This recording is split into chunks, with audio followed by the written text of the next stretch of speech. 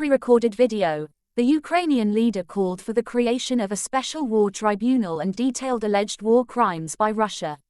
He also set out a formula, including more military support and to punish Russia on the world stage. Russia's Vladimir Putin had earlier called up 300,000 reservists for duty. The move prompted rare protests in dozens of Russian cities, and Mr. Zelensky said the partial mobilization showed his enemy was not serious about peace talks.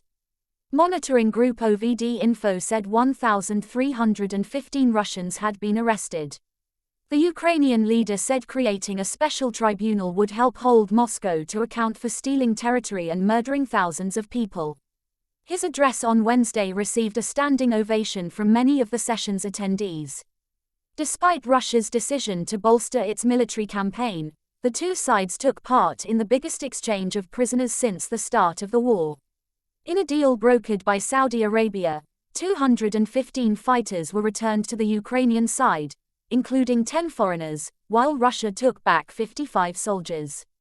Pro-Russian politician Viktor Medvedchuk was also part of the swap. He has been seen as President Putin's closest ally in Ukraine and faced treason charges. Ukraine said that among those released were 108 members of the Azov battalion who for weeks defied Russia's bombardment of Mariupol and the city's steel plant. Battalion commander Denis Prokopenko and his deputy were among 5 senior officers freed. 10 foreign prisoners held by Russian-backed forces were also released, including 5 British nationals and 2 Americans. In his UN address, Mr. Zelensky condemned Russian plans to stage so-called referendums on joining Russia in occupied areas of Ukraine. The vote, which is due to start on Friday, has been widely condemned as a sham by Western leaders. He addressed the discovery of 445 new graves in Izium, a northeastern city recently retaken from Russian forces during a sweeping Ukrainian counter-offensive.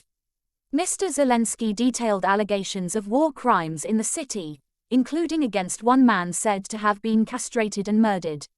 Why are the Russian military so obsessed with castration? He asked. The word punishment cropped up some 15 times in Mr. Zelensky's speech, and was the first of his 5 non-negotiable conditions for peace. Russia must face consequences for its aggression, he said, through further sanctions and by the UN stripping Moscow of its powerful role as a permanent Security Council member. He also called for Ukrainian lives to be protected, and for the country's internationally recognized borders to be respected. As his 4th and 5th conditions, he called for new security guarantees for Kyiv, and for the world to unite in calling out Moscow's armed aggression. Later on Wednesday, the European Union's foreign policy chief said EU countries had agreed to hit Russia with new sanctions. Josep Borrell told reporters the new restrictions would target Russian individuals and the country's economic sectors. Mr. Zelensky thanked the 101 countries at the UN which voted to allow him to address the assembly in a video rather than in person.